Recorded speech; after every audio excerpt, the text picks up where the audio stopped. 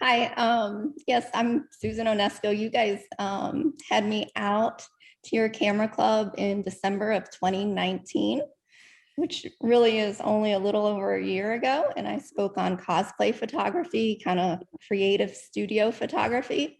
But I can tell you that seems like about 5 years ago right now. I don't know if it's that way for you guys too, but never thought I'd be living through a pandemic, that's for sure. But tonight we're going to talk about travel photography, which is my first love. And first off, I'm going to apologize for the title, Travel Photography A to Z. I've had that as my title for a few years, and I've never really liked it. And I've never went through the alphabet or anything. I just did an updated travel photography presentation each time. And this time I decided, you know what, you've probably sat through a lot of Zoom presentations, and I have sat through a lot of Zoom presentations. And if anybody can do something different to entertain me, I would like it. And so I have done an A through Z, which is going to be interesting. You can think about photography wise, what in the world would I have put for Q or X or Z? But you'll have to stick around to find out.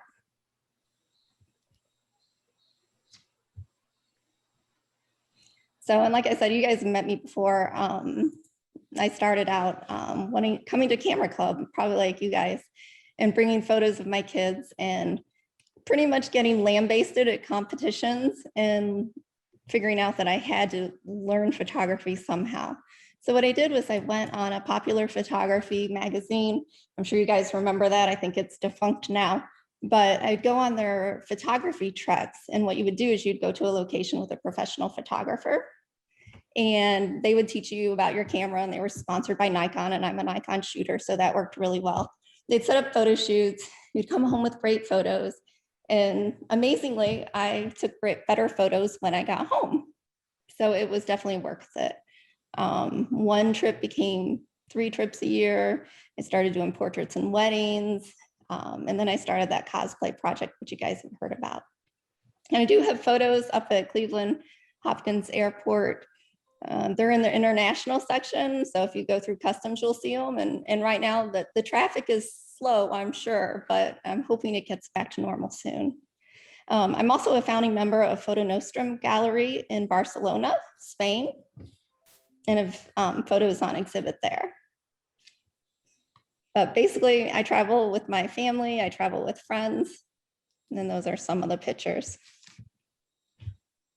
So I figured I'd start off tonight just by going through really quickly a little bit about people photography and how I started photographing people. I'm not exactly a very outgoing person, I would say. I was voted most shyest in high school, but I know a lot of people find it difficult to approach people when they travel, and I wanted to tell you how I went about that. So when I first started out, I basically had a Nikon D70 and like an 18 to 200 Tamron lens, and that's it. So I feel very strongly about this quote. It matters little how much about the equipment we use. It matters much more that we be masters of all we use. And that was very true in the beginning. So I started shooting on program mode. I tackled composition first and learned the rules of photography. And I like to shoot a lot of things that were static, that they didn't move. And it was digital, and it was wonderful because I could look on the back of my camera and see immediate results. Sometimes I got lucky, like those chickens, and critters would walk into my frame. But I really wanted to photograph people. I would watch other photographers that I traveled with. They would have no problem approaching people, taking pictures of them, interacting with them. And I would sit back and watch the interaction. But I found out that by sitting back and watching that interaction, I could get some great shots, some great emotions from the models. So I learned how to shoot people in available light, which was great. This was in Mongolia in 2009. And Asia gray skies, nice, soft, overcast light is great for people photography. But when we travel, we want to shoot people all times of the day. So you can also shoot people obviously in morning, evening light, which is great for landscape photography too. I think it works really well on this guy from Morocco. The little harsh shadow on his the side of his face, is nice. You have to watch out for squinting of the eyes for morning, evening light. But midday, my favorite thing to do with people is to stick them in a doorway or an archway. What this does is it darkens the background and really allows their character to stand out. And if you're in a city in the middle of the day and you want to shoot a person, you can always, instead of shooting them in bright sun, put them up against a wall on the side of the road. And the sun acts as a giant softbox. And the light bounces on the ground and back into their eyes, giving a great reflection in the eye. Great photography is about depth of feeling, not depth of field. And I'm sure you guys know this. When you're at competition and they're going through all those photos, you see that photo and you're like, oh, that's the greatest, right? And you're not thinking, well, what aperture was that?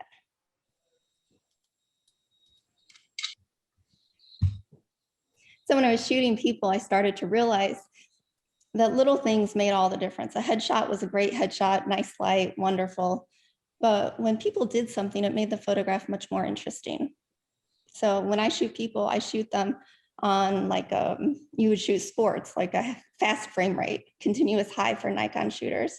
And what I would get by doing that is I'd get these great gestures, whether it be the little girl in Bhutan scratching the dirt off her face or the embarrassed woman in Vietnam getting her picture taken. I think that little gesture adds so much to the photo. So I'd see these gestures in small scenes, and then I started to notice them in big scenes. And by this point, it was 2012, and I would go up to people and show them their picture. I don't speak language as well. I learned please, thank you. Can I take your photo sometimes? But really all you need to do is hold up your camera and smile. And for the most part, people willingly let me take their photo. I'd say 95 to 98% of the time, they're totally fine with it. I get little rejection. So I'd see these gestures in these small scenes and also in these big scenes. So I was in Italy in 2012. And if you notice the lady on the left in the red sweater and that dog, I was shooting the scene and showing them the photo and having a great time. And I couldn't help but think that this woman seems really familiar to me, which is odd because I've only been to Italy a couple times in my life. So I went back to the hotel that night and I started looking through my old photos. And sure enough, I had shot the same lady many years sooner, 6 years earlier, with her dog, which was a puppy then, in a different city in Italy. So crazy. So I think as photographers, yeah, we are always attracted to the same subject matter, but sometimes we can actually seek out the same exact subject in a different town. So I started photographing these bigger environmental portraits, I'd say.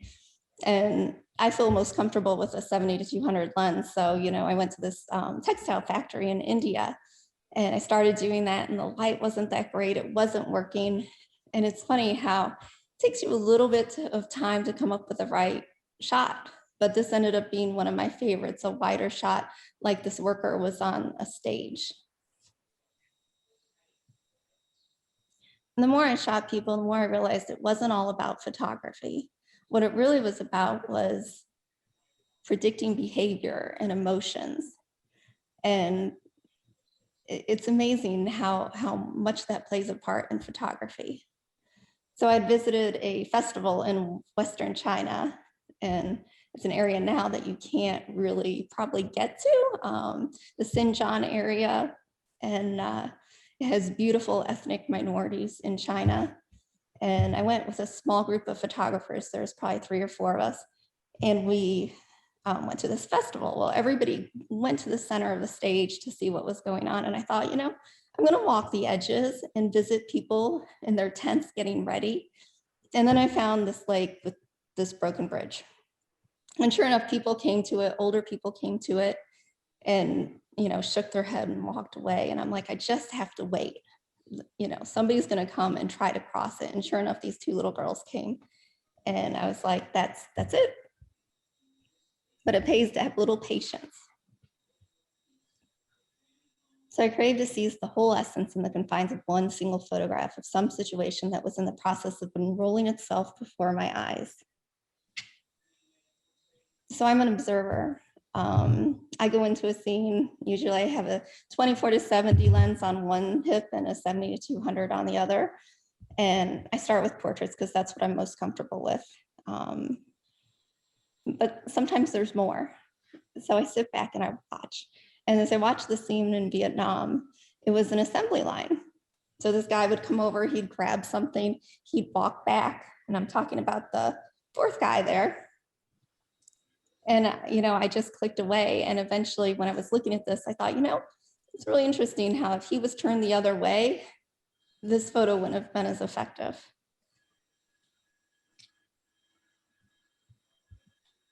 So photography is an art of observation. It has little to do with the things you see and everything to do with how you see them.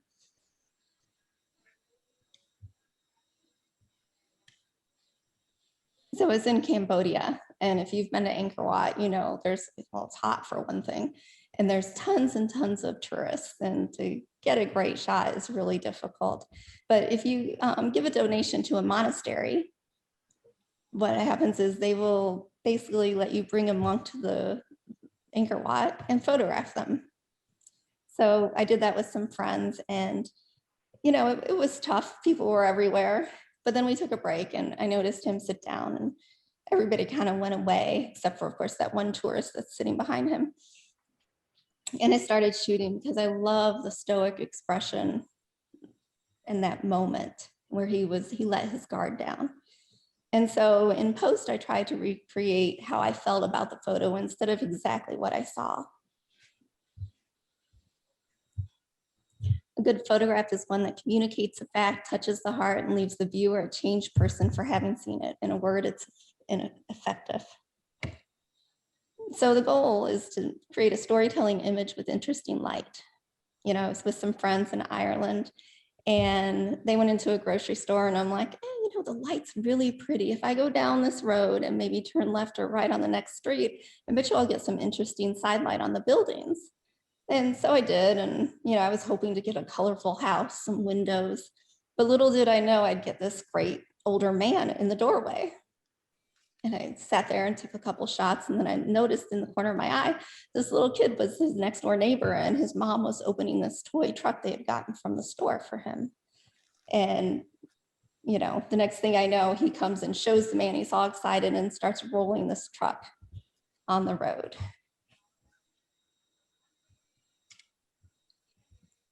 So photography is all about light, composition, and most importantly, emotion. You know, I'll admit it, I'm a sucker for eyes. You know, I love shooting people, and my second favorite, of course, is wildlife. So as I noticed these bigger and bigger scenes and photographing people and going, you know, bigger than just the headshot of people, I started to use flash. So I didn't have to rely on available light. So photography for me is not looking, it's feeling. If you can't feel what you're looking at, then you're never going to get others to feel anything when they look at your pictures. And that's kind of how I feel about every type of photography. So that's how I started photographing people. If I can do it, really anybody can. The worst thing they'll do is say no, right? And then you go on to the next person. So we're going to talk about how to create more creative, interesting photographs with the gear you have. Like, this doesn't mean you have to go out and buy this filter or this lens. What you have right now, we're going to talk about technique and scene. So I'm guilty of this. Anthropomorphism, giving human characteristics to an animal. And I don't want to say it's good or it's bad, but I like the photos that I create from doing that. So I watch for human emotions. Like, I know that little seal, maybe big seal, is happy. And I know that poor little monkey, his feet are really, really cold. Those male polar bears in Canada, they they're sparring, but every once in a while they give each other a little hug. And those monkeys that are in Costa Rica, they're just like my kids, they're tickling each other.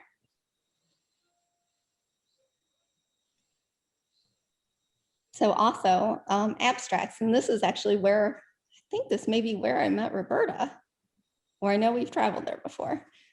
This is in Palouse, Washington State and Idaho. And they have this beautiful farmland and these rolling hills and barns. And there's a place called Steptoe Butte where you get up really high and shoot down on all this. And it's absolutely gorgeous. But what I like to do is I like to take compression landscapes where you zoom out to your longest focal length and you highlight the shadow and light that falls on the hills. So you're not just taking the shot you could maybe get with your iPhone. You're accentuating the form. You can also do this in snow. And backstories. Do you need to see a person's face to make a good portrait? I don't think so. Oftentimes, these are the portraits that I actually like more. They intrigue me more. They draw me in more. And when you think about it, like the woman in Peru with the sticks on and flowers on her back, what would that have looked like from the front? It wouldn't have been nearly as interesting.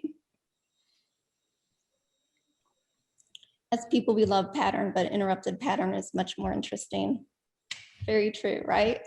These ladies in Peru, if that woman on the right was looking straight forward, you wouldn't have a focal point, a place to land. Backlighting. Always love backlighting. This is taken in Canada, and I love how the sun seeps in from the side and then highlights the form of the polar bears. I've been to Africa multiple times, and I will tell you that anytime my favorite experiences with wildlife have been in Canada with the polar bears. They are beautiful, beautiful creatures.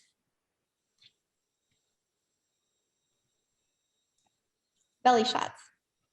So I try to do anything to make my photo more interesting, including laying flat on the ground, which I find actually does make your photo more interesting most of the time. Sometimes it's an epic fail. But look at this image from Turkey. The one on the right is taken at eye level. And, you know, for me, it's just not that interesting. It's not that creative, but laying on your stomach on the ground, people look at you a little funny, but it makes the photograph much more intriguing. And this even works when it's midday sun. Maybe it's not the best light, right? But the impact is there. And cats, you love them, you hate them, right? But kitties are all around us. I've always thought about making a Kitties Around the World catalog or calendar. Drive-bys, a lot of times when you're traveling, you're stuck in a car or a bus for hours on end. Always look out the window. You'll never imagine what you'll see there, like the stuck on a bike in Vietnam. And these are some of my tips for drive-bys. Really, it ends up being luck. If you see something, you see something, but it helps if you stay awake. Use a 24-120 lens. I usually wear dark clothing just because it doesn't reflect in the window. And f8, shooting continuous high mode, you never know what's gonna happen. Details in people, details in nature. Show the minimum amount you need to tell the story of your image. Eye level. It's great to get eye level with wildlife or kids. Education. And this is something I truly believe in. Watch other photographers, watch what they're doing. You know, if something interests you, ask them how they do it. I would see these beautiful images from Marina Cano. She's a wildlife photographer in Spain, and I think now she's a Canon ambassador. And I was like, how did she do this? These beautiful studio lit animals. She's bringing animals into the studio. How does that happen? How does she get permission to do that? And so I actually went and visited her on a trip to Spain. And shockingly, I found out she did the same exact thing I did with people. The animals went into enclosures at night and would come forward. And so it would just be like turning the sun into that giant softbox and have that studio lit background. And I would have never known that had I not asked. Frames, they're everywhere. You can find a nice frame like in your hotel room in Morocco and just wait for someone interesting to go through that frame. Or you can actually pose somebody in it. Same thing with Palouse, the famous wheel barn. You just have to play around and try not to merge it with anything else. Watch the edges of your frame. Graphic images. My sister lives in Japan, so I visit Japan frequently, and I go to Hokkaido and photograph these red crown cranes, and they are truly beautiful, majestic animals. But I'm always trying to come up with a different way to shoot them because tons of photographers go there. And so I started zooming in for these close-up images, and I love how graphic they become. You know, do you see a treble clef? Do you see a dagger? Do you see the bird? Like, it's fascinating to me what composition can do. Hands, always photograph people, but notice the details. Notice what they're doing with their hands. Harsh light. Again, you go on vacation, you know, church lets out in Romania like noon on a Sunday. How many cloudy days are there in Romania? You're probably going to have some harsh sun that you're going to shoot in. And so what do? I go with the flow. I you know, turn it into a harsh black and white conversion. And I know somebody was talking about HDR earlier, and I don't really shoot much HDR, I'll admit, but I do like the program Nick HDR Effects Pro. I had this image, and I'm actually going to show you the before image. I show you before images, please don't judge, okay? That's the before image. Sure, I might have taken a couple of things out, but that's a pretty rough image, right? I mean, you know, bright clouds, dark face on the woman, and oops. And just with one click, I can turn that photo into something more interesting. And I really, you know, I like everybody else, like I don't have time to come up with my own set actions. And it's so nice to just, you know, get a plugin like Nick Color Effects, Nick Silver Effects, HDR Effects Pro, and just one click and you're done. In-camera movement, you know, this was an oops, you know, 15th to a 10th of a second, and I'm trying to pan cars, and I'm just like, oh, I'm just going to move the camera and see what happens, and this happens. So interesting, different than anything else that I shot that day, and probably one of my favorite images from Cuba. Implied portraits, again, do you need to see the eyes of a person to make a great portrait? And the answer is definitely no. I know this is an older man. I'm guessing he's in Europe, you know, he's in Turkey. And it's very effective, and I don't even need to see a face. Juxtaposition. This is, you know, one of my first trips to Japan, and I saw this guy and loved the scene. This older man smoking a cigarette, you know, very traditional writing behind him and statues, and then his souped up bike sitting right in front of him. Camise, shawl wear camise, dressed like a local. You know, I took this photograph in India, and I had a girlfriend who lent me some clothes to be more comfortable and to fit in there. And it was such a great call on her part, because when I would go to these small villages, and the women would just ooh and ah that I was actually dressed like them. And so they'd pull me into their houses and let me take portraits of them. And it was such a wonderful thing. And if I wasn't dressed like that, I wouldn't have had that opportunity. And there's some of the clothes. Landscapes and light. again, call me a sucker, but my favorite place to shoot landscapes in the United States is Palouse. The light and the landscape is so incredibly beautiful. Granted, I still have many places that I want to visit in the US, so maybe this will change, but as of now, go there. And sometimes you find these beautiful light rays. Some people call them God beams, and you'll walk into a scene and it's just breathtaking, right? But sometimes you have to have patience. I was at this place, this village in China, and I was just walking the town, and all of a sudden I noticed this alleyway with these beautiful light beams coming in through the top. And I'm like, that's gorgeous, but nothing was going on. So I'd walk around the town, and every so often I'd go back and I'd check. And eventually I found this man making bagels there in this beautiful light. Motion, always get the sharp shot first, then play with motion effects, 15th to a 30th of a second. Especially when you go to festivals in other countries, and actually probably in the US, I guess I go to a lot of festivals in the US, they don't allow tripods. Or if they do allow tripods, what happens is you set it up, people come all the way around you, and then you're stuck in that position for the entire time. So when I shoot motion at festivals and stuff, I like to do a handheld. And sure, you get a lot of not great shots, but you get some that really, really work. And you have the ability to move around the festival and get different angles, which is great. Multiple exposure, check your camera and see if you have this option. It's an in-camera multiple exposure. And what it does is, I know Nikon cameras, they allow you to pick how many exposures you're gonna stack together in one image.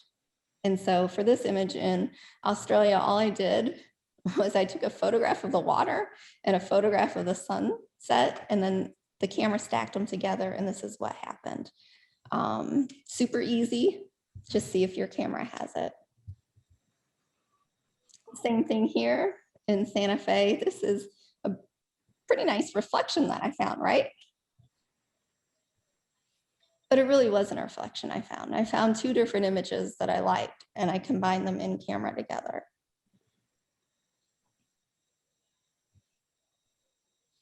And the traditional way to use this multiple exposure is with flowers, or I did it here with leaves, is to take one sharp image and one blurry image and then stack those together. You can also do this in post, of course. So if your camera doesn't have multiple exposure, you just combine them in Photoshop and reduce the opacity of one of the layers till you get what you like. And also Nikon has something called image overlay, which is really neat, because what you do is you take all the individual photos and then you can pick which two you want to combine, and it'll combine it in camera, and it'll also save the other single images so you have them. Markets always goes to markets. You'll never know what you find there. That's the most interesting arrangement of scallops I've ever seen in my life. And these little guys, they have eyes, right? So you've got to shoot them. I still don't know what they are. Negative space in a photo draws attention to your subject even more. And when they have a red bucket in their hand, attention is definitely drawn to them. This was actually a drive-by. So I took this from a bus as we were moving, and I just clicked away out the window. One of my favorite photos from Vietnam. Night photography, not gonna lie, I'm not the biggest fan of a tripod. When I do carry it, it's super light normally. But if you want to do things like night photography, you have to have one. Older ladies, I love them in every country. They are beautiful. I was leaving a festival in Tibet, and as I waved, this older lady puckered up, and I know the light's not that great, but sometimes you just have to shoot. Pan and blurs in Cuba. Again, tripod definitely yields better results.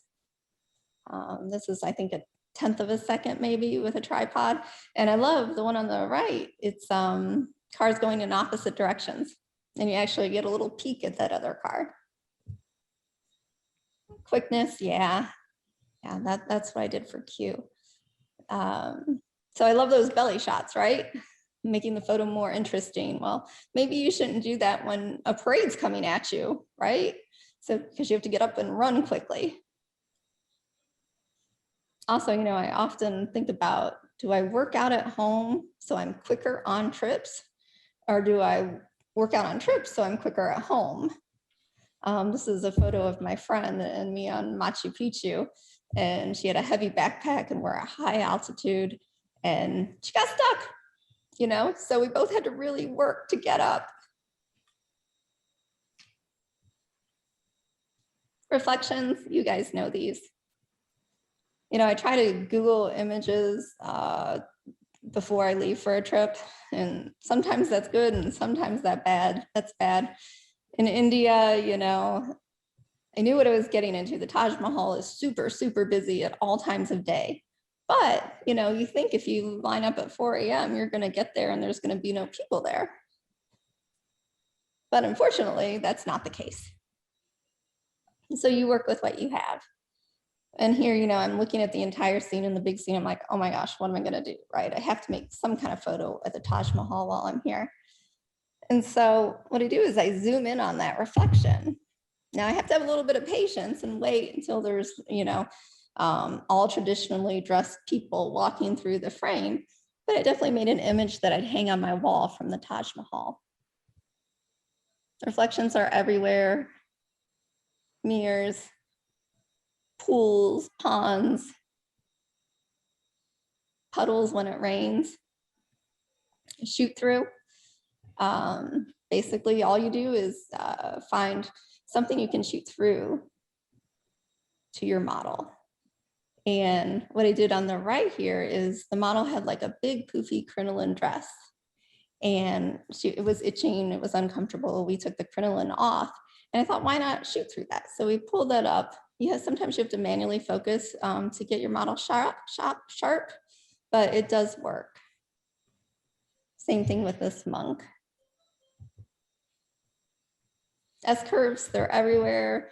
All you need is a little patience to wait there and see what comes through. Sun stars, bright sunny days, that's what it means to me. F22, wide angle lens. This was taken in Antarctica, and that was the only sunny day we had the whole trip. It's also interesting for these sun stars if you clip them on a tree or on a building. Silhouettes. They're so simple and stark, absolutely beautiful. And, if you don't have someone walking through your scene, all you need to do is ask one of your friends to walk through your scene. So my friend had a camera bag on her hip and walked through. The silhouettes are everywhere. My girls in Ohio. Just watch out for merges. Shakies and spinnies. And this goes along with motion. And these are both handheld. So 30th of a second, 15th of a second, swiping the camera up on some trees in Wyoming, or spinning the camera at a market in France on some grains. Time-lapse photography. See if your camera does this. It's beautiful. I was so fortunate to be able to do this at Machu Picchu. I think after this, they put a ban on tripods there. And of course, then there's a ban on travel altogether. So I'm just happy I got to go there and see this and record it. So I want to talk about some unique places that I've been and share them with you. I think sometimes it's nice not to have to research so much and have someone tell you, you should go here for great photographs or great events. So this is San Ignacio Lagoon in Mexico. And what you do is you stay in tents on the beach and you go out each day into the lagoon there on a little boat, and all these mom and baby whales gather there.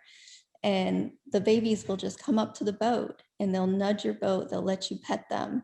It's the most insane wildlife experience I have ever had. I recommend it a million times. And if you don't want to stay on the tents on the beach, I think there's a hotel there you can stay at also. So here's a little video about the experience there.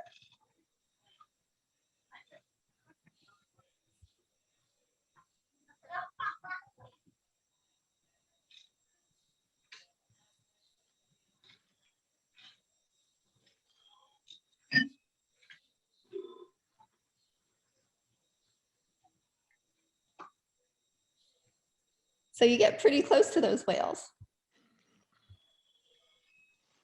Never thought I would pet one before. Other great wildlife experiences is in Canada. And this one's at the Seal River Heritage Lodge. And they do a walking polar bear safari. So you actually walk out with the polar bears. You have a guide with you. It feels very safe, I will say. And you get these beautiful images of polar bears in their natural environment. Just to be super anal, I really wanted to make sure that I got a photograph of a polar bear when I was in Canada. I actually did 2 trips back to back there. And one was on the Tundra Buggy, which is like a souped up school bus that you can photograph out the windows. And then they actually have a Tundra Buggy lodge with bunk beds that you can sleep for the night. So I did both these trips, and if I had to pick a favorite, I really can't. They're both amazing trips. If you go on the Tundra Buggy Lodge, there is a driver. His name is Kevin Burke, and he was a photographer also. And he could, like the big fear when you go on these Tundra Buggy buses is that you're going to be shooting down on the polar bears, which makes for a less interesting photograph. You really want to be more eye level. And he actually knew how to maneuver the Tundra Buggy such that you'd be eye level with these bears, which was unbelievable to me. Viewpoint. I took this photograph in Japan, and it's a snapshot on the left. I was just walking by and saw these eggs and thought, oh, there's eggs and a sign, and that's kind of cool, and took the picture. But I wanted a picture that I could hang on my wall.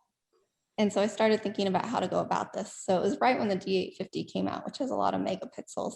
And so I took the camera and I put a wide angle lens on it and took it above the eggs and shot down on them. And I'm super wide, so I cropped in, my feet were in it, all that. But it made the photograph so much more interesting. And it hangs on my wall. So we go up a little bit, we go up a lot. You climb 400 steps in the morning in Florence to get the view of the Duomo. And then you go and have pizza and gelato in the afternoon. And then you climb the stairs to the Duomo and shoot down on the town. Hot air balloons, sign me up. Always an adventure. And I even did one in India, and the one in India, I absolutely loved. It gave such a view of how people live there, not that you see when you drive around India. Doors off helicopter rides, go for it. This one was in Hawaii. Beautiful scenery and rainbows. Walls and waiting. We're almost through the alphabet. Walls and waiting. You're traveling, it's really hot, you're tired, you just want to take a break. What do? Find an interesting wall and wait there. Put your backpack down, maybe step into the loops and so it doesn't find itself running away from you, and wait for someone interesting to come into the picture. And pretty much do this on every trip. And someone interesting will always walk through the frame. All you're waiting for is traditional dress. White balance. We all can adjust white balance in our camera. Definitely makes for a moodier image. Maybe the water in Venice isn't that clear, so blue looks really good. And this image was taken in Romania, and we were just driving up a mountain, and I saw this wavy tree, and I thought, oh, we have to stop. That's the image out of my camera. That's nice, right? But by changing the white balance, it adds so much more mood to the image and adds to that misty effect.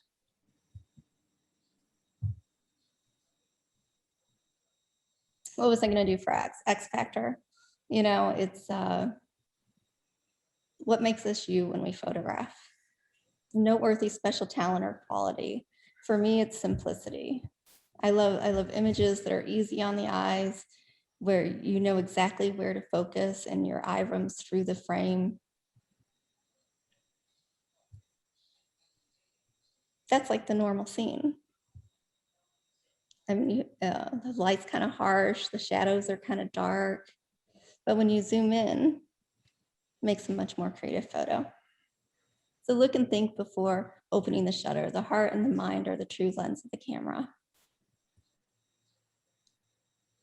I photographed these beautiful tango dancers in Buenos Aires.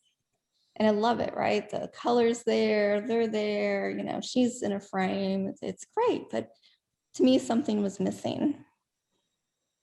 I wanted to show the passion and the essence of tango without really seeing them do the tango. And this is how your vision comes into it. We all can stand in a line and take completely different photos of subjects. It's amazing. And so much of what you shoot is you. Zoomies, same thing with motion and the shakies and the spinnies. 15 to a 30th of a second, zoom the barrel of the lens out or in to create this effect. And that's the end of technique and scene. So now we're going to talk about gear to help you take more interesting creative photos. And this section isn't very long because, you know, it's the worst thing when you realize, oh, I need that lens, or, oh, I need that flash, I need to do this. But the fisheye lens is a super cheap, small lens, easy to carry in your bag. I wouldn't use it all the time, but on these bigger scenes, it looks great. Santa Fe, this bar on Route 66, fisheye lens. I couldn't imagine shooting it with anything else. Food, I always carry a 50 millimeter 1.4 lens with me. And wherever I go, it's actually wrapped up in my socks, in my suitcase, if I don't have enough room for it. What happens is if you shoot with, say, a 24-70 or something, and that goes down on a trip, what are you going to do? Do you have a backup lens of that? Probably not. But you can carry a 50 millimeter and you will always have a backup. And I also like to shoot this with food. So you put 20% in focus, let the rest go soft, sit by a window. It creates beautiful food images. 85 millimeter 1.4. I'm a zoom lens type of girl for sure, but when I use this lens, it's all I want to use. It's absolutely beautiful. People in alleys, it creates beautiful backgrounds, a great lifestyle shot. Portraits, oh my gosh, like the eyes are sharp, but the ears are slightly blurry. So this was shot with my 24 to 120 lens at like f4, the shallowest I could go on that lens. And as you can tell, they're just not effective photos. They don't work that good, right? But when I took the shot on the right, I noticed that there was these little lights in the window. And I know that if I pull out my 85 millimeter and shoot that at 1.4, that those lights are going to create some beautiful bokeh. And that is why you get that lens. It's absolutely stunning. New wildlife lenses. I have the 300 millimeter PF and the 500, and I can't say enough about them. Like I threw out my elbow, if that's possible, and had tennis elbow for several years. And I got these cortisone shots and finally like a platelet injection, and it's much better now. But what saved me during that time was the fact that I could still shoot with these lightweight lenses. The 1.6 pounds, I think, is the 300 millimeter. It's basically, if you guys can see, 300 millimeter. And this is my 24-70. And I can tell you that this one is heavier, my 24-70, which is crazy that you can get that amount of zoom on a lightweight lens. Same with the 500. This one's a little more pricey, but I can't recommend it enough. If you go and shoot bears in Alaska, you know, you want lightweight equipment because you're walking around all day. Off-camera flash, you know, it's a hard step if you don't do flash and to get into it, but the effects are beautiful. So I hold the flash off camera. You know, I used to use this SU 800, then Pocket Wizards came, and now there's just a little adapter you put in your camera from Nikon to do it. But it makes the photo, right? It'd be pretty flat without it. High-speed sync is a feature. It allows you to shoot at higher shutter speeds. Normally your camera syncs at 1/25th or 1/250th of a second. This lets you go all the way up to like a 4,000th of a second, which works in really harsh sun. And I know this is a little harsh light on the face, but here's an example side by side. Photo on the left is like a 1/25th of a second, and the photo on the right is at 1/4000th. I can't say enough. I love the drama. The photo on the right is much more interesting. So it's one thing to make a picture of what a person looks like. It's another thing to make a portrait of who they are. So you have your flash, you put an orange gel on it, and then you, especially here in Ohio, we have lots of clouds, lots of cloudy days, and you change your white balance to incandescent and make it this moody blue color. And the results are pretty dramatic. I probably wouldn't do it on a small child, but like this lady in Mongolia, it definitely works. I'm a people photographer, so I like flash in nature. I know some people may cringe, but why not? Definitely makes this fiddlehead fern a little more interesting. I actually took a flash on this and had a snoot and shot behind the fiddlehead fern and created this interesting backlight on the left. And all I did for the center photo was I just changed the angle. So a little bit of my flash came back at the camera, and it truly looks like sunlight coming through. You can also use it in bigger scenes. Flash in wildlife, why not? The monkeys in Japan are very relaxed and they don't mind. They will come right up to you.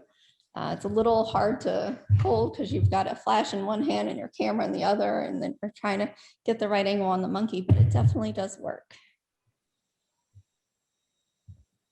Macro flash. Yeah, I have this huge contraption that's a macro flash. Definitely works in Costa Rica. Little did I know that tree frogs love red hair. So they kept jumping on my lens. The macro flash, how often do I use that? Not very often. And I travel a lot, most of the time with friends. So what ends up happening is we share equipment. And I think that's the greatest thing, right? We both don't have to invest in this huge macro contraption, and we can work together and share and get some great photos. And this is one of my friend's photos that I'm very proud of. Infrared camera conversion. So you can do this to like one of your old cameras. I like to do it to my Nikon DF. It's an older camera. It's pretty basic.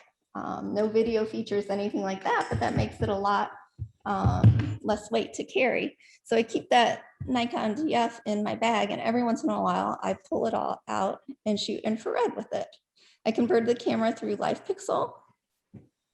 And I think it's just another way to make your photographs a bit more interesting. You're never, like, for me, it's always a learning experience when I go out and shoot something with it. Oh, big puffy clouds look good in it. A peacock looks good in it. And all this greenery just glows gloriously. And then there's a tree that looks absolutely stunning in infrared. And I wouldn't know unless I was carrying that camera on me. Which So, you won an award for. oh, yeah. The trade was an international award, right? Yeah, yeah, it was, and a landscape award. And I don't really consider my my forte to be landscape photography. I see small, intimate scenes in landscape, not the big grand scene. So it was great to actually win that award. And ND filters, I'm sure you guys have heard of these.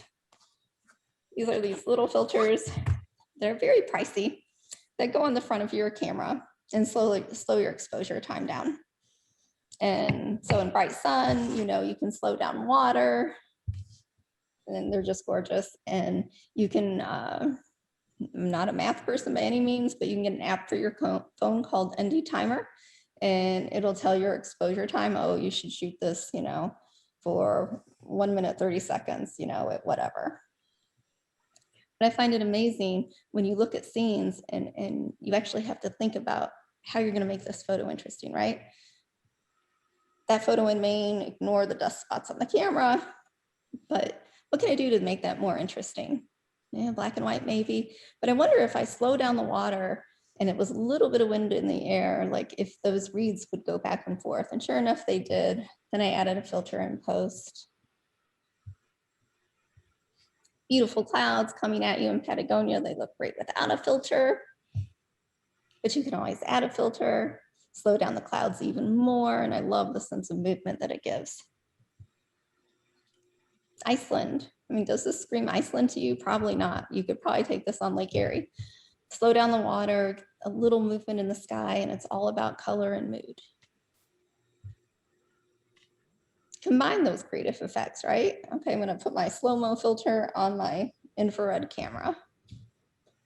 And this is what you come up with. I love the glow of the water, a little bit of glow in the bushes in the upper left. And this is what it looked like in normal camera. You could probably perk it up a little bit in post, but to me, the glow of the infrared does it. Is there any top 10 tips to better images? Be a great editor, only show your best work. 12 significant photos in any 1 year is a good crop, and I definitely agree with that. I probably take 3,000 to 4,000 pictures on a trip. I'll probably post on my website 10 to 20 max, and social media might see 2 or 3. Simplicity, it's at the core of my photography. I love making photos that are easy on the eyes, where the eye knows exactly where to go. There's nothing distracting from your subject. And sometimes that looks really easy to do. But there's nothing worse than a sharp image of a fuzzy concept. This is what that scene really looked like. And my husband took this photo, and I think you can imagine where I was in order to get that beautiful background, which means that I was laying in all that red stuff, which is penguin poop. But it gave me a beautiful background. The photo was actually me laying in the penguin poop that he missed. But for me, again, that hangs on my wall and other people's wall, thank goodness. Shoot, shoot, shoot. First 10,000 photographs are your worst. Very true. Shoot in RAW and invest time in learning an image editing program. A little bit goes a long way. I photographed this in 2006. It was a complete disaster. The highlights were blown. It was atrocious, but I kept the photo. Eventually I went back into Lightroom and adjusted the highlights, and magically I got a photo that I could keep. So don't delete, shoot in RAW. Same thing here. I learned a lot during the pandemic quarantine, especially in Photoshop. This was a shot that I took in 2009, and well, I think you can see the dust spots. I didn't even edit it. I was like, it's okay. But by learning how to create a reflection, I flipped the image and then one click in Lightroom. And now it's something I would hang. Shoot everything and anything for experience, and then find your passion and focus on it. Dare to be different, experiment. Don't shoot what it looks like, shoot what it feels like, which you've heard from me before. But so we showed a picture of the red crown cranes in Japan and how I'm always trying to make that photograph more interesting, just not what exactly you see when you get there. So when I think of these cranes, I think of, beautiful snow flying. I think of, soft, delicate images and feeling and experiencing that when I'm there. And this is the reality of it. They literally bring out the fish at like 2 o'clock and have the photographers line up at 1:45 to shoot the cranes as they fly in and then eat the fish. And that's just not the image that I wanted to remember. So what I did was I combined effects. We talked about multiple exposure and we talked about motion. So I had my camera on a tripod. I set it to a 30th of a second on shutter priority and I swiped up. And so I blurred all those trees that were in the background. And then I looked for a bunch of birds, cranes, that had separation and that all seemed to be doing something interesting. And yes, this took a very long time. And then I shot those and the two images combined into this. I'm not quite sure what that white circle is on the left-hand side. I think that might've been a bird that moved in the middle of the exposure, but it gave it a little bit of interest, so I kept it. Watch the edges of your photo. You guys know all about this. If you can't get rid of distracting elements when you take the picture, get rid of it in post. Be aware of every square millimeter of your frame. Backgrounds. I shoot macro with a 200 millimeter and absolutely love how the backgrounds look with it. I'm allergic to bees, so 50 really doesn't work for me because I have to be too close to the bees. But I had no idea when I went to New Zealand that these lupins were actually weeds. I just thought they were pretty purple and green flowers. And sometimes you use the experiences that you've had. Like I shot the penguins in Antarctica, laid on my belly and got a very clean, simple background. So I went to Scotland and I thought I could do the same thing with puffins. But it wasn't that interesting. I found the interesting behavior, but my background just wasn't there. Then I started walking around and trying things out and I found that beautiful green background that I wanted. And then I just had to find two birds kissing, right? They're kissing.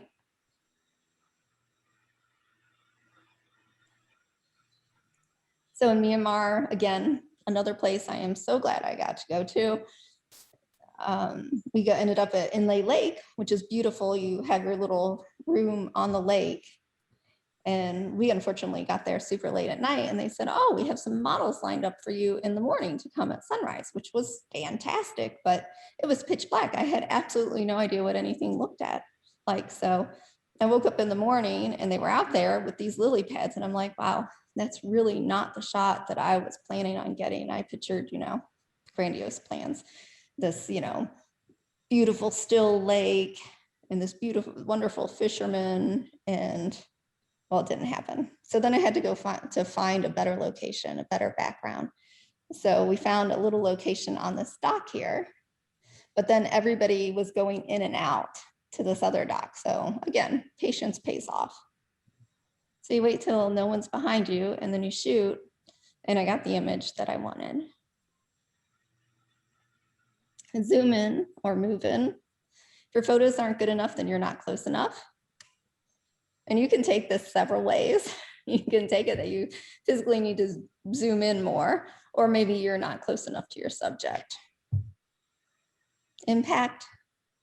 Every picture should have a place you can go at home, a climax. And like this monk in Bhutan,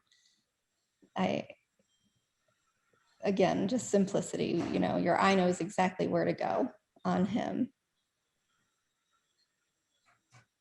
So when things go wrong when traveling, they always go wrong when traveling. Puppies are cute.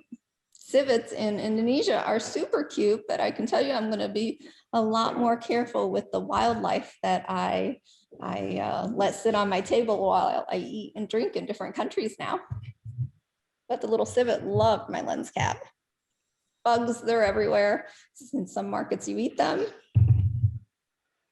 Sometimes they're in your tent. But then a little hardship is good, and you wake up and find that.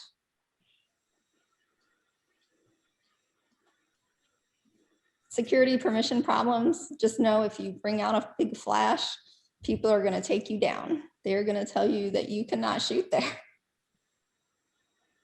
So then you find in a better place. This happened to be in the parking lot by our car, and it's Peru, so everything's beautiful. So it's pretty good to be a girl and travel. Again, I was super happy that I got to travel to Western China. Women usually welcome me. Men are usually fine with me taking their photo. Not great at languages, but a smile goes a long way. I will say I always travel with somebody. I'm never out there by myself, anywhere. This is, India, and me and my friend had traveled off the beaten path a little. And all of a sudden I turned around and there's 30 men behind us. And I'm like, oh my gosh, let's walk a little faster and find more people. And everything was fine in the end. But I always pull up the slide because I want people to be safe. And it's why I travel with a friend or friends and guides, because I want to come home to my family. Again, that wasn't the greatest experience of my life, but it got me a photo like this, where there's light and there's water and there's steam and there's mood in the back roads of Rajasthan. So guides, they make great models. They help you out.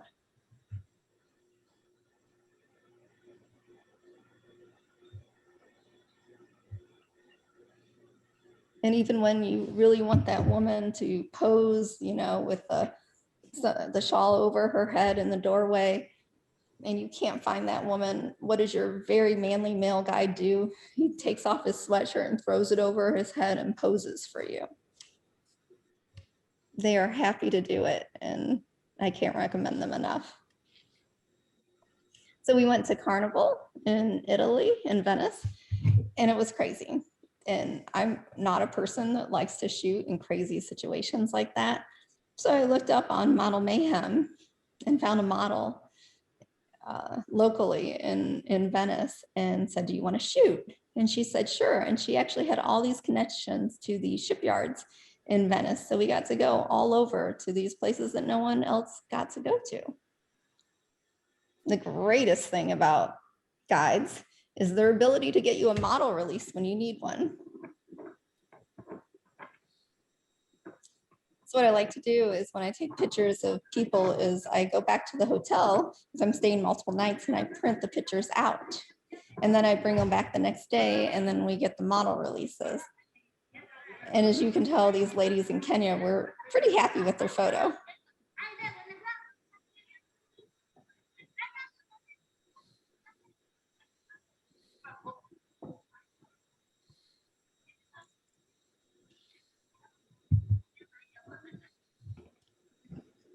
So travel health and safety, more important now than ever.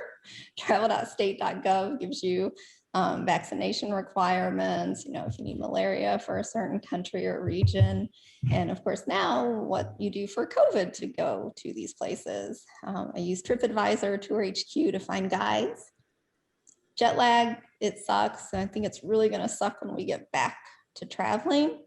I try not to nap during the day, and I stay up, and then I take Motrin PM at night to help me sleep. And then I also, just a tip, because, problems have occurred. I take a small Ziploc bag in my camera bag, and I take like Motrin and motion sickness pills, Imodium, all that kind of stuff. So even if I'm not at the hotel and I get sick, I still have those with me, and I can take them and feel better. So TripIt's a great little app that keeps all your info in one place, flight reservations, hotels, all that. If you're traveling with friends, it actually links with your friends' accounts, so you can see when they're going to land, if they're delayed, that kind of stuff. My worst airline experiences, I'm just going to tell you why. I'm sure everybody's had their experiences with different airlines, but mine's Aerolíneas Argentinas, who forgot my bags going to Antarctica and literally threw them on the ship as it pulled away from the dock to go to Antarctica. Vueling in Spain, and Air KBZ in Myanmar. But it's funny, Wherever you go now, technology is there. You know, China, they've got cell phones. The monk in Thailand picks up your D5 and starts shooting and gets good photos.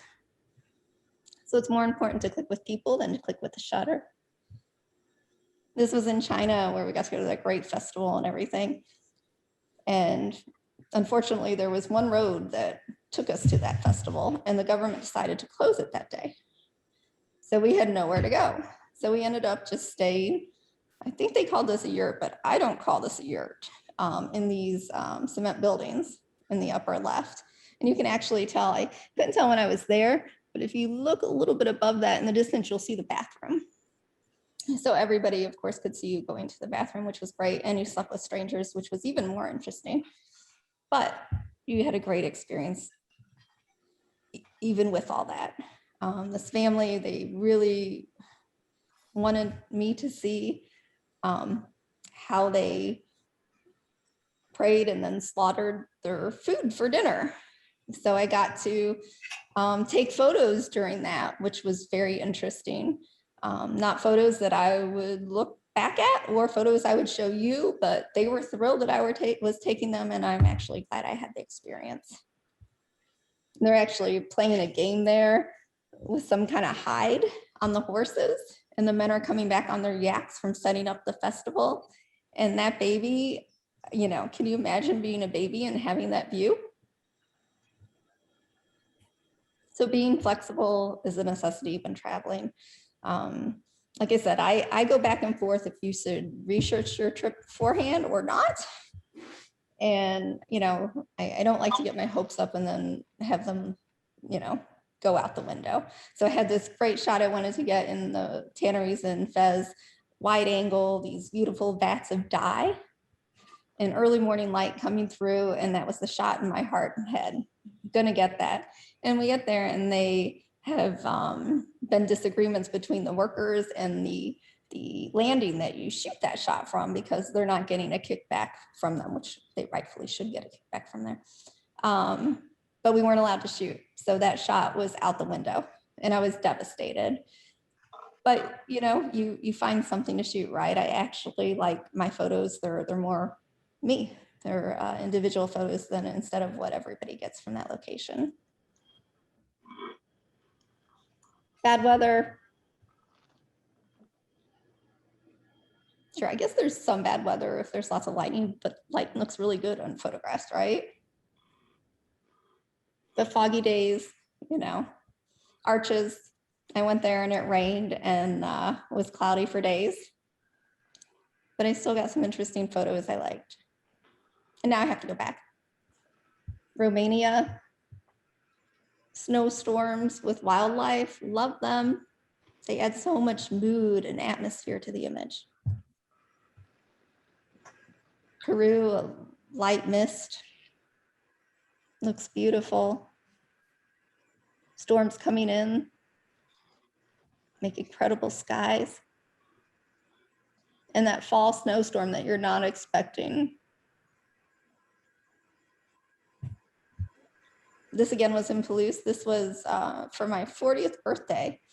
And I took a doors off little plane ride, which was great. And the year I went, it was super, super dry and there was a lot of fires. The skies weren't that great.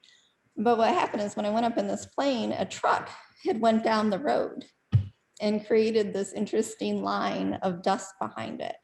And again, if the weather wouldn't have been bad, I would have never gotten that shot. Other travel tips, global entry, clear, definitely get them, gets you where you need to go faster. Camera insurance, you make friends in different countries. Everybody has Facebook, Instagram now. My favorite camera bags is the Low Pro Flipside 400 AW. It just fits really well on me. And if you're a shorter person, I would definitely recommend it. The Think Tank Airport Advantage is a great little bag that I fly out of Cleveland a lot, and I can tell you that I'm on a lot of little planes and I don't like to check my bag underneath the plane, and this little guy will fit in any overhead or underneath the seat. It's great. Easy release, mono release are mono releases that I use. and Model Mayhem. Like I said, even in Italy, I found someone on Model Mayhem. Unbelievable. Processing photos, this is what I use. It's constantly changing. Black and whites, I'm still a sucker for Nick Silver effects. Portrait Professional, I love on faces.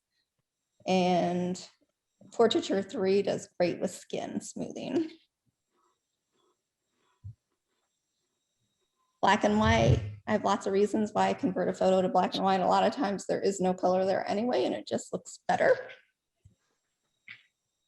So when you photograph people in color, you photograph their clothes, but when you photograph them in black and white, you photograph their souls. And I can't tell you how many times that is true in my case. This beautiful woman in Cuba, the color just overpowered her emotion, it overpowered her face. But in black and white, she just stands out. In Romania, this man, the original's on the left, those are some bright orange pants. So black and white looks great, but even desaturate the image. So you take a layer of your original layer, and then you convert a layer to black and white. And then in Photoshop, you just reduce the opacity of that layer. And it makes the colors more subtle and makes your subjects stand out. Polluted skies make great black and white images. And in this photo, this is actually the back of the Taj Mahal. And if you see on that line, all those little dots like ants, those are all people lined up around each layer of the Taj Mahal to get in. It's a very busy place.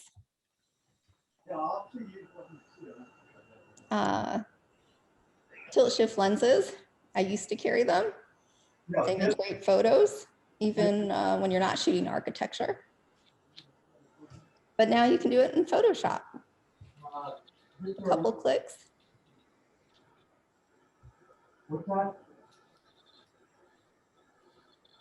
And I think it's amazing what happens over time, right? I took this image in 2016 and I'm like, yeah, it's an okay image.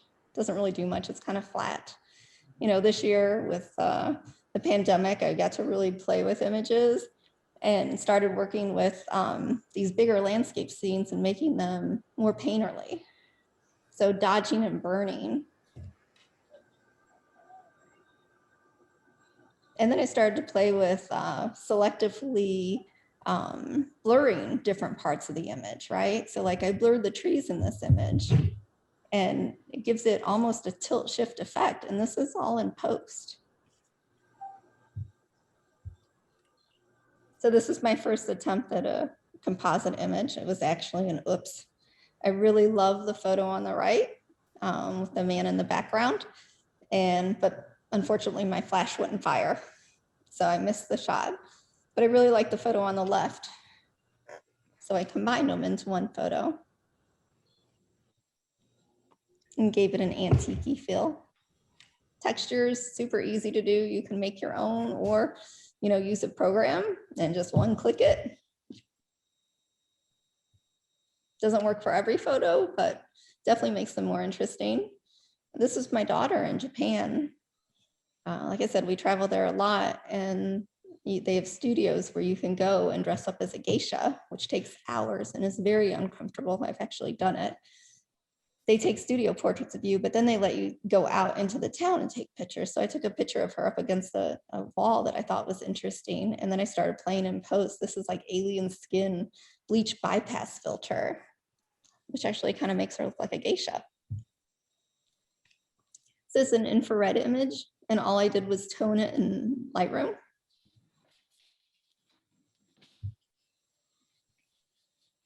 Like I said, I started to really love shooting wildlife. Well, I wanted all the bear's eyes in focus for this. But once I did that, then all the flowers and the foreground and the tree branch was in focus. And I didn't like the look of it. It didn't give that soft feeling of like a mother and child. So what did I do? I started playing around and I put a soft focus filter, like when you would on when you blur a model's skin. And I put it on this picture and loved the way it came out because it made everything soft. And then I masked back in the eyes of the bear. This is a dolphin in Galapagos. I was on a little boat with my family, and all these dolphins came around. I think I had a fever of like 102, but I went out because, well, I felt guilty. I was in Galapagos and felt like I had to go out. But the picture didn't really look like that. The scene didn't look like that. This is what the scene looked like, and you can still see my dust spots. I apologize. But it's amazing what you can do in Lightroom and Photoshop to an image, and something that we would throw away so quickly years ago, we would keep now.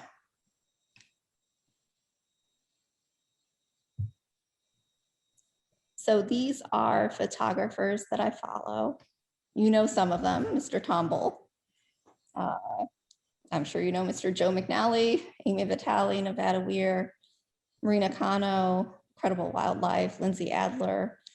It's a hodgepodge of photography genres, but I recommend you look into them. They're all great.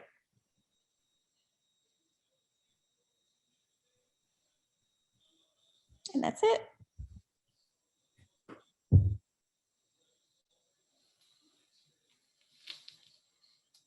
So if you Does guys anybody have any questions? Yeah, I end up having one. When you were talking about the Nikon PF lenses, it showed up on the top on the 500 that it was an f4, but it's really an f5.6, correct? Is it? Let me see. I've got it here. You are right. And I think the 300 is the f4. Is that right? 300 is an f4. Yeah. Okay, I just wanted to make sure. Yep, you are right. Thank you.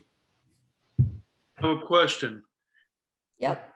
Okay, most travel photographers, when they put on a program, they talk about, they go to a country and, they're there for several days, and, some of them get up early in the morning or stay up or go out for the blue hour and the golden hour in the evening. But none of them talk about going on a cruise when you're limited to when you can shoot, because you have an excursion that might start at 9 or 10 in the morning, and then you have to be back by about 2 so you can get to the ship by 3 so that everybody's on board, and at 5 o'clock it leaves the dock, whether you're there or not. So you have any suggestions for people that cruise a lot? Yeah, I actually cruise a lot too. and it drives me crazy. I love the ports, and there actually are some, like I know in the Mediterranean, and I know before when you went to Venice, they would actually dock in Venice for several days. So you could actually go out in the mornings super early. You could drink all night if you wanted to. So I would thrive on those days. For the days where you're there from 9 to 2, you just have to be really selective what you shoot. If it's a bright sunny day, HDR, if you like HDR with the big landscape.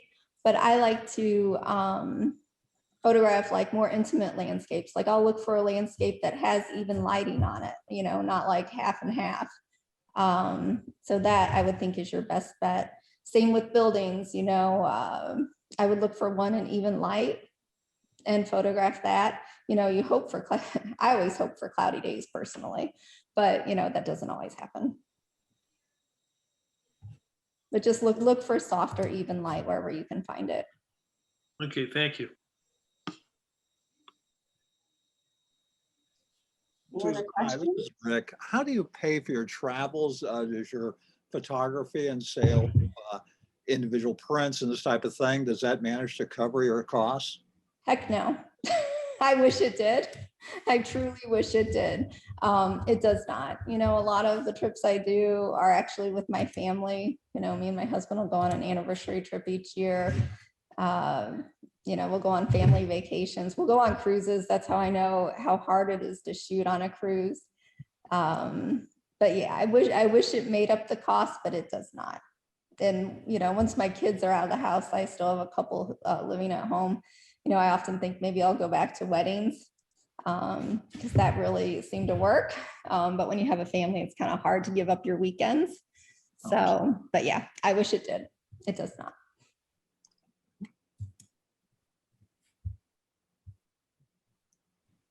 Do you always take all your equipment, or do you selectively cut out some stuff on certain trips?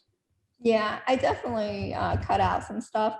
I have a non-shooting spouse and non-shooting kids, which work out really well on trips because, you know, they can take an extra bag or an extra, you know, a long lens if I don't have enough luggage myself. With all due respect, pack mules. You basically Sherpas, I like to call them. Well, that's nice that you have that.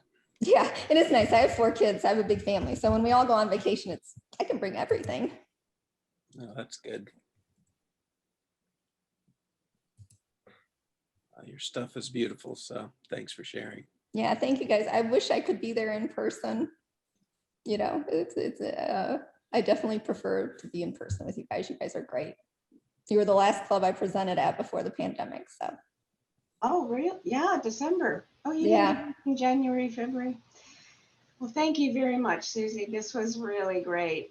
I really enjoyed it. So I'm hoping I speak on behalf of the 50-some people that were here. It was really wonderful. Very, very thorough. Thank you. Thank you, guys. I hope you learned something. You know, like I said, I tried to think about things that you can do without going out and buying a bunch of stuff. So Thank you. It was a very good presentation. thanks. Excellent. Thank you. Very inspiring. See you in person next time. Next time, yes. I hope I'll have to so. come up Yeah, with a different one. next year. Thank you again, everybody. Thanks, Susie. Lori says thank you in the chat. Thank you. And Debbie says thank you in the chat. Mark said, wow, that's great. Thanks. Yeah, Sorry, thank- go ahead. great What were you going to say, Susie? presentation. no, just thank you all, and be safe and healthy, and hopefully I'll see you soon. Yep. Okay. Bye, Thanks, everyone. Susie. Give you a big hug when I see you next. Sounds good. Bye. Thank you. That was my Bye. sister Donna, in case you didn't guess that. No, I was pretty sure that was you. Okay. I will call Donna Winters and have her stop the meeting if she's not here, because I know she wasn't feeling well. So bye, everyone. Bye. Thanks. Bye. Bye. Take care.